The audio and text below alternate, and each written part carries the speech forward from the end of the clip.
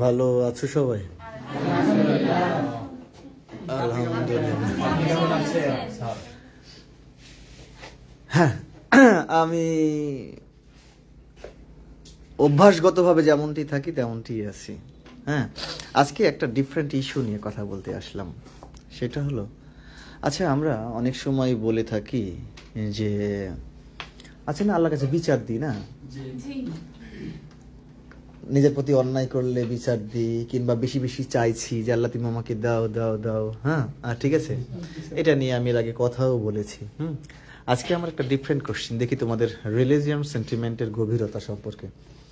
যে তোমার প্রতি কেউ ইনজাস্টিস করলো, অন্যায় করলো, তখন তুমি কি করো? আল্লাহর কাছে বিচার দাও না যে আল্লাহ তুমি একটা বিচার করো, দুনিয়াতে তার একটা বিচার করো? আমার প্রশ্নটা হলো এরকমই, যে আল্লাহ কি দুনিয়াতে মানুষের বিচার করে?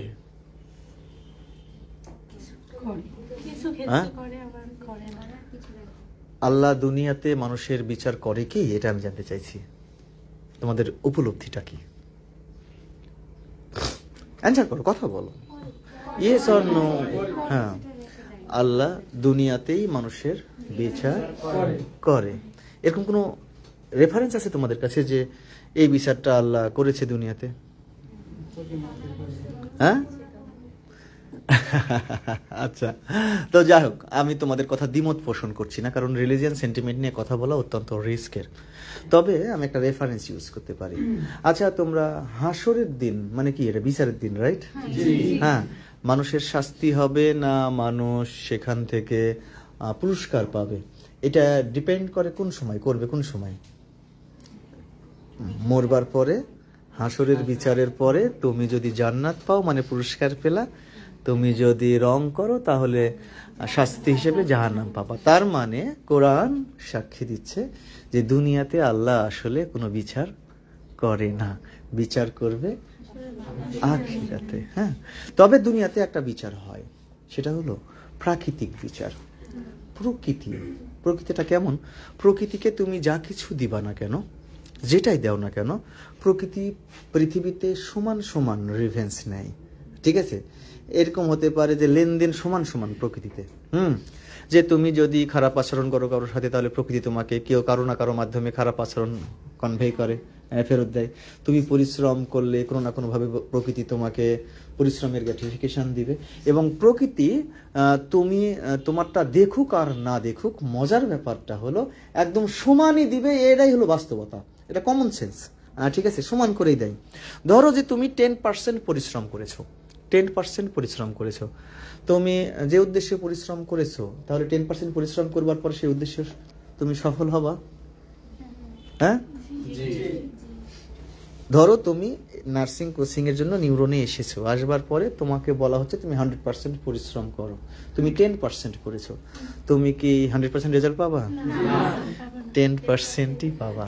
আমি ওই জিনিসটাই বলতে চাচ্ছি যে তোমার পরিশ্রম কিংবা আলসেমি অন্য কেউ দেখুক আর না দেখুক, আল্লাহ দুনিয়াতে বিচার মানে হয়তো করবেই না, কিন্তু প্রকৃতি সমান হারে তোমাকে দিবে। হ্যাঁ, ঠিক আছে। তার মানে তুমি যদি কোনো কিছু পেতে চাও, তাহলে সমানটাই তোমাকে প্রকৃতিকে দিতে হবে। ঠিক আছে, আমি কার্বন ডাই অক্সাইড দিই বলে সে অক্সিজেন দেয়, হ্যাঁ, তা না হলে তো ইমব্যালেন্স হয়ে যেত, তাই কি না? ঠিক আছে, আমরা অক্সিজেন ক্রাইসিসে মারা যেতাম যে সে আমাদেরকে যদি কম দিত। ঠিক আছে, এবং সে যদি আবার কম পাইতো তাহলে সে মারা যেত, একটা ইমব্যালেন্স হতো, পৃথিবীর ইকোসিস্টেম নষ্ট হতো। বেসিক্যালি তুমি প্রকৃতিকে যা কিছু দিবা, প্রকৃতি তোমাকে তাই দিবে। যেমনটি আমরা বলে থাকি, তুমি মানুষকে সম্মান করলে কেউ না কেউ তোমাকে সম্মান করবে, তুমি কাউকে ফাঁকিবাজি করলে কেউ না কেউ তোমাকে ফাঁকি দিবে। ঠিক আছে, তুমি যদি কাউকে সালাম দাও, কেউ তোমাকে আবার অন্যরা কেউ সালাম দেবে।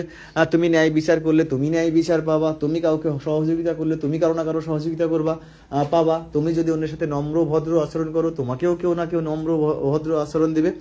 এই সহজ সত্য জানা সত্ত্বেও আমরা অজ্ঞতাবশত, ঠিক আছে, শুধুই আশা করি, কিন্তু প্রকৃতিকে দেবার ব্যাপারে আমাদের কৃপণতা থাকে।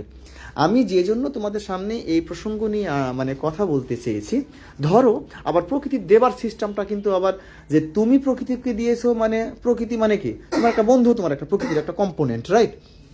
তোমার বাবা মাও প্রকৃতির একটা কম্পোনেন্ট, বা তোমার প্রতিবেশী প্রকৃতির একটা কম্পোনেন্ট। তুমি এখন, আমি ওই ওই কম্পোনেন্টে না গেলাম, তোমাকে যদি আমি এই কম্পোনেন্ট হিসেবে দেখি যে পড়াশোনা করছো মানে প্রকৃতির জন্যই দিচ্ছ আর প্রকৃতি ওরা একটা কম্পোনেন্ট, যে বই তৈ পড়ছো, ঠিক আছে, তুমি 100% ইফোর্ট দিলা, দেবার পরে তুমি দেখা গেছে যে তুমি 100%-এর রেজাল্ট তুমি পেলা না। কিন্তু স্যার আপনি তো বললেন যে প্রকৃতিকে যাওয়া দেওয়া হবে, প্রকৃতি আমাকে তাই দিবে। বেসিক্যালি এই যে তাই দিবে, এই জিনিসটা ওই সোর্স থেকেই নাও দিতে পারে। বুঝতে পেরেছো কি? এবং সেটা তোমাকেও নাও দিতে পারে, এমনও হতে পারে সে তোমার সন্তানকেও দিতে পারে, কারণ 3 পুরুষে এটার ফ্যাক্ট ডিপেন্ড করে। খেয়াল করে দেখো, তুমি একটা বড় অপরচুনিটিস পেতে পারতা, কিন্তু তোমার বাবাকে সবাই অপছন্দ করে, বাবার অপছন্দের কারণে তুমি ভালো ছেলে হওয়ার হয়তো তোমাকে সে অপরচুনিটিস নাও দিতে পারে। তার মানে কি, প্রকৃতি তার রিভেঞ্জটা তোমার বাবার উপর না তুলে তোমার উপর উঠাইছে। আমরা কি বুঝতে পেরেছো মূল ব্যাপারটা? তার মানে যে তোমার দায়িত্ব কর্তব্যটা তুমি যদি প্রপারলি শেষ করতে পারো, তাহলে এর গ্র্যাটিফিকেশন এই অ্যাডমিশনে না পাও, অন্য অ্যাডমিশনে পাবা, অন্য ক্ষেত্রে পাবা। কারণ এখানে থেকে একটা তো ডিসিপ্লিন শিখেছো, এখানে থেকে তো এক ধরনের আলাদা স্বপ্ন শিখেছো, এখানে থেকে তো এরকম যে ভালো কিছু করবার জন্য লেগে থাকা এবং ভয়ঙ্কর জেদ থাকা প্রয়োজন, এটা শিখেছো। এগুলোর কারণে তুমি অন্য জায়গায় অ্যাডভান্টেজ পাবা। আবার তুমি যদি কোনো কারণে প্রকৃতিকে ইনজাস্টিস করো, প্রকৃতির সাথে প্রকৃতিকে ঠকানোর চেষ্টা করো, ফাঁকিবাজের চেষ্টা করো, তাহলে দেখবা যে তোমাকেও অনেকে বলে না যে শালা এত দুষ্কৃতিকারী, তারপরেও সে তত্তর করে বড় হচ্ছে। আছে এই যে এখন বাংলাদেশে আন্দোলন পরবর্তী সময়ে অনেক লোক আছে যেটা অন্যায় এগুলার কোনো বালাই নাই, সে কতটা নিজের জন্য দখল করতে পারে। আছে তো আমাদের চারপাশেও আছে যে অসংখ্য জন দারুণ দখল বাণিজ্যে, দখলের সাথে নিজেকে সম্পৃক্ত রেখেছে, পাওয়ার খাটিয়ে এটা সেটা অনেক কিছু দখল করছে। এখন স্যার এরা যদি প্রকৃতি সমান সমান দেয়, তাহলে এরা দখল করছে, অন্যায় করছে, তাহলে সঙ্গে সঙ্গে তার বিচার হওয়া প্রয়োজন। তার সঙ্গে সঙ্গে বিচার হচ্ছে না। তো আসলে সঙ্গে সঙ্গে তার বিচার না হলেও দেখবা যে তার সন্তান এরকম কলাপস করেছে। তার মানে তার বাবা, সে নিজে এবং তার সন্তান, এই যে 3 পুরুষ, ঠিক আছে, প্রকৃতি এই 3 পুরুষের উপর রিভেঞ্জ ইনশিওর করবে, ঠিক আছে। এজন্য এটা একটা লার্নিং যে আসলে আল্লাহ দুনিয়াতে, এটা আবার ঠিক যে সত্য হলো এটাই যে এই প্রকৃতি তো আল্লাহরই সৃষ্টি, সুতরাং আল্লাহ বোধহয় বিচার করে, এরকম একটা প্রসঙ্গ আসতে পারে, ঠিক আছে। কিন্তু আল্লাহর স্টেটমেন্ট ভেরি স্পষ্ট যে দুনিয়াকে তোমাকে পাঠিয়েছি পরীক্ষা ক্ষেত্র, তুমি এখানে কেমন পরীক্ষা দিলা, কিভাবে চললা, আমি হাসরের দিনে বিচারে বসবো। তোমার যদি ভালো কাজের পাল্লা ভারী হয়, তুমি ভালো কাজের পুরস্কার পাবা, আর যদি খারাপ কাজের পাল্লাটা ভারী হয়, তাহলে তুমি তিরস্কৃত হবে এবং শাস্তি পাবে, এটা বাস্তবতা।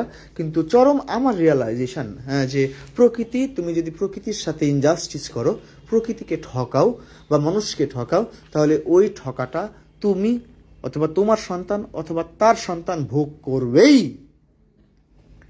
সুতরাং তুমি যা কিছু দিচ্ছ সেটাই রিটার্ন পাবে। এখন দেখো তো, আমি অন্যায় করলাম, আমার ছেলে শাস্তি পাচ্ছে, এটা কি আমার জন্য সুখকর? তার মানে আমি শাস্তি পাচ্ছি, আমি তো শাস্তি পাচ্ছি, কারণ তার সাথে আমি ইমোশনালি অ্যাটাচড, ঠিক আছে, ইমোশনালি অ্যাটাচড। এখন অনেকে মনে করে যে, আমি সেদিন ক্লাসে বললাম যে, বলে না যে গরিব তার বিচার আল্লাহ কম নেবে। মৌলবীরা বলে যে শালা গরিব, বিনা হিসেবে কম হিসাব দিয়ে সে বেহেশতে যাবে, ঠিক আছে। তো আসলে গরিব হয়ে জন্মানোরা কি পাপ, নাকি গরিব হয়ে মৃত্যুবরণ করাটা পাপ? এত কঠিন হয়ে তোমরা জানতে পারবা না। আমার কেন জানি মনে হয় ওই গরিবকে আল্লাহ পছন্দ করে না। কেন পছন্দ করে না জানো? ওই শালা অলস, তাই গরিব। ওর মধ্যে বড় স্বপ্ন নাই, তাই গরিব। ও পরিশ্রম করে না, ওর মধ্যে ইনোভেশন নাই, তাই গরিব। তোমার চাচা এবং তোমার বাবা, তোমার চাচা খুব বড় লোক হয়ে গেছে, তোমার চাচা অর্ডিনারি আছে, বিশ্বাস করো তোমার চাচা কোনো না কোনো বাপ ভুল করেছে, তাই তোমার বাবা হলো অর্ডিনারি বা দৈন্যদশার মধ্যে আছে, আর তোমার চাচা কোনো না কোনো ভাবে পরিশ্রম করছে দেখে তোমার চাচা আজকে স্বয়ংসম্পূর্ণ আছে। তাহলে আল্লাহ কাকে ভালোবাসবে? পবিত্র কোরআনে যদিও সালাত মিনিংটা হলো সৎ জীবন যাপন কায়েম করা, যদি আমি ওই রেফারেন্সই ধরি, 82 ভার সালাত কায়েম করার কথা বলা হয়েছে। কিন্তু তোমরা কি জানো, পবিত্র কোরআনে 700-র অধিক আয়াতে জ্ঞান বিজ্ঞান চর্চা এবং জ্ঞান অর্জন করার কথা বলা হয়েছে।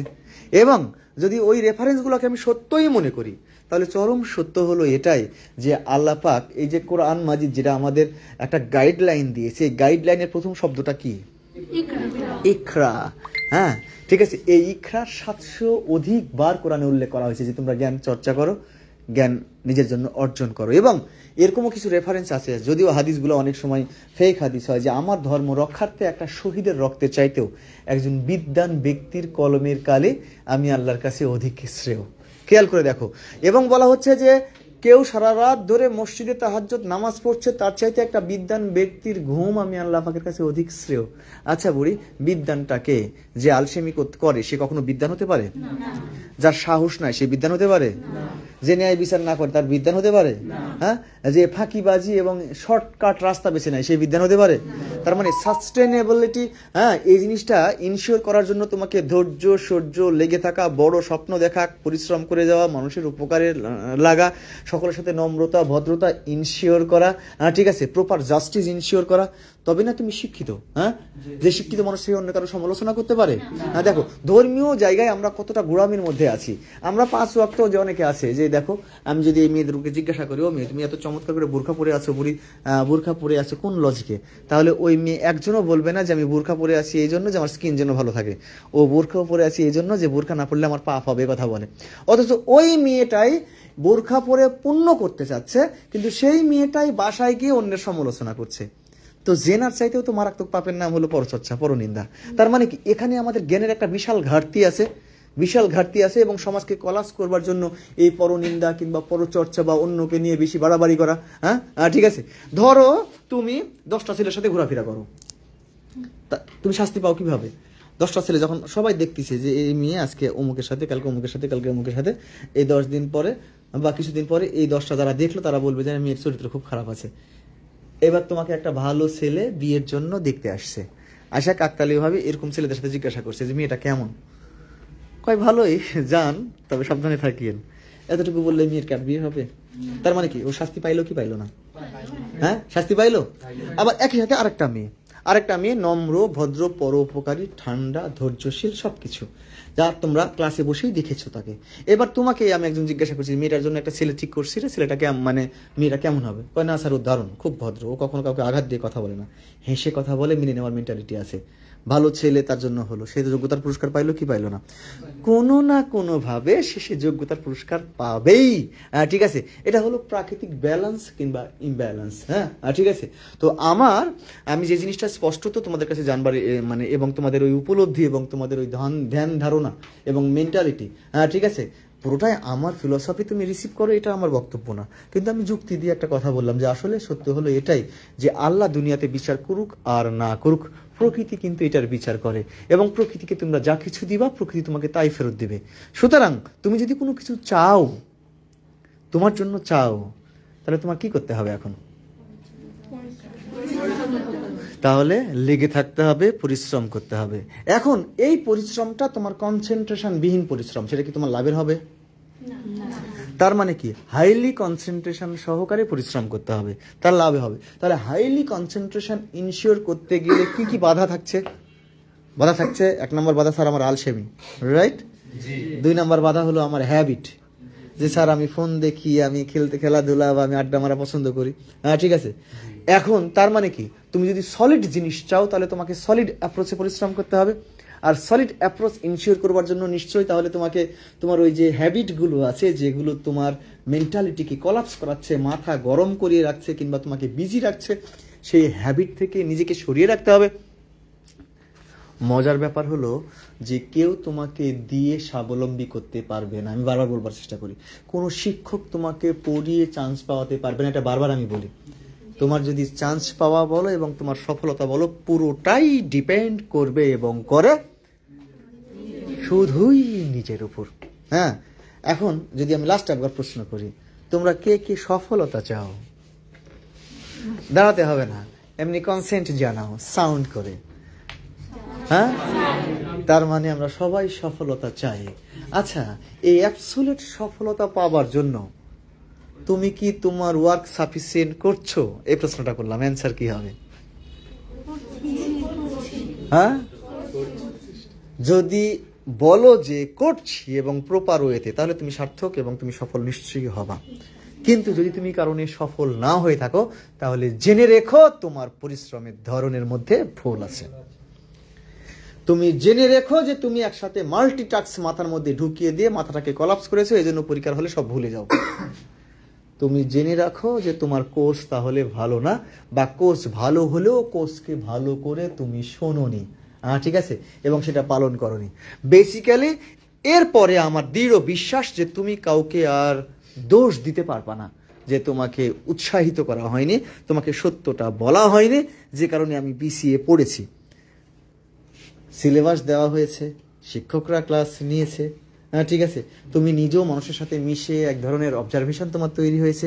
এরপর তুমি যদি কারোর প্রতি অভিযোগ করো যে আমাকে ইনসাফিসিয়েন্ট মেটেরিয়ালস দেওয়া হয়েছে, আমাকে ইনসাফিসিয়েন্ট ক্লাস ফ্যাসিলিটিস দেওয়া হয়েছে, আমাদের এখানে ইনসাফিসিয়েন্ট এক্সামের, ঠিক আছে, ইনসাফিসিয়েন্ট ছিল পরীক্ষা নেওয়ার পদ্ধতির মধ্যে, তাহলে এই অভিযোগ কি সত্যি অভিযোগ, না তোমার নিজের প্রতি নিজের দুর্বলতা আনার জন্য জাস্ট একটা লেম এক্সকিউজ? কোনটা? নিশ্চয়ই লেম এক্সকিউজ। আমি দৃঢ়ভাবে বিশ্বাস করি আমার বাচ্চা কাচ্চা দারুণ স্মার্ট, এবং এই দীর্ঘ কয়েক মাসের ব্যবধানে তোমাদেরকে অন্তত শিক্ষিত বানাতে পেরেছি, অন্তত তোমরা বুঝতে পারো এতটুকু বুঝবার মানসিকতা ডেভেলপ করাতে পেরেছি। এবং এই ক্লাসেও এই যে তোমাদের আমি ভিডিও নিচ্ছি, সাপোজ আমি ক্লাসে দেখতে পাচ্ছি প্রত্যেকের চোখে মুখে 100% কনসেন্ট্রেশন। আমি কিছু পারি আর না পারি, অন্তত তোমার 100% কনসেন্ট্রেশনটাকে আমি পারচেস করতে পেরেছি। হ্যাঁ, সাধারণত একটা ক্লাসে কি হয়, হট্টগোল, কথাবার্তা, সাউন্ড। দেখো তোমরা কত চমৎকার যে পিন ড্রপ সাইলেন্ট, তার মানে কি তোমাদের মধ্যে অন্তত গুছিয়ে উঠবার একটা প্রবণতা এবং মানসিকতা ডেভেলপ করেছে, তোমরা সেটা করছো। আমি একটা সেন্সে সফল যে তোমরা চমৎকার মানুষ হতে চলেছো, কিন্তু মনে রেখো এই চমৎকার মানুষ হতে চলাটা একটা সার্টেন পিরিয়ডের জন্য না, এটা লং রেস, কারণ মানুষকে জন্ম থেকে মৃত্যু পর্যন্ত শিখতে হয়। তোমরা যদি তোমাদের মেন্টালিটি এবং তোমাদের ওই শিখবার আগ্রহ থাকে যে প্রত্যেকটা ভুল থেকে আমি শিখব এবং প্রতিদিন একটু একটু করে শিখব, বিশ্বাস করো তোমরা পৃথিবীতে দামি মানুষে পরিণত হবে। এই যে আমরা ডক্টর ইউনূসকে নিয়ে এত প্রশংসা করছি, তাকে যে এমনই প্রশ্ন করা হোক না কেন, কালকে একটা ইন্টারভিউ দেখছিলাম যে আপনি তো বর্তমান সরকার প্রধান, বর্তমান সময়ে আপনার সবচেয়ে বড় চ্যালেঞ্জের নাম কি? সবাই আশা করছিল সবচেয়ে বড় চ্যালেঞ্জ ও বলবে যে যারা আমাকে তাড়াতাড়ি করে নামাতে চায়, এই করতে চায়, সেই করতে চায়, এরকমই অ্যান্সার করবে। সাধারণত মানুষরা এরকমই অ্যান্সার করে অভ্যস্ত, কিন্তু কতটা বিচক্ষণ এবং জ্ঞানী মানুষ উনি বলে ফেললেন বর্তমান সময়ে আমার সবচেয়ে বড় চ্যালেঞ্জটা না হলো একতার অভাব, ঠিক আছে, ঐক্যের দরকার।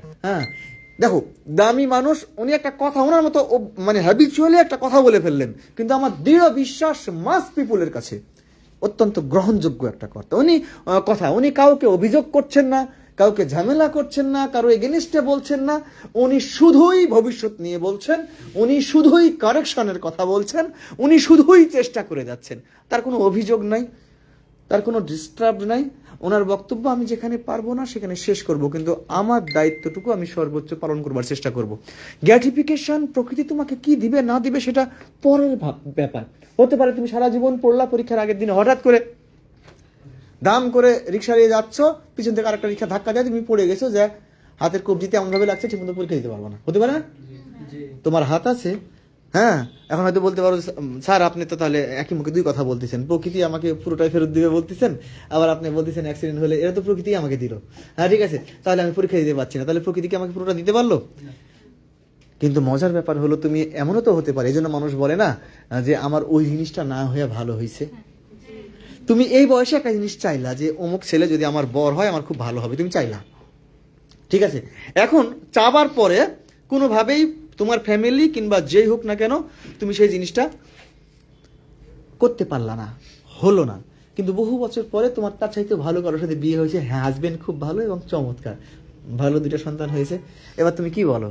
আল্লাহ যা করেছে মঙ্গলের জন্য করেছে, তার মানে প্রকৃতি তোমাকে পরে দিয়েছে, তুমি পরে বুঝতে পেরেছ।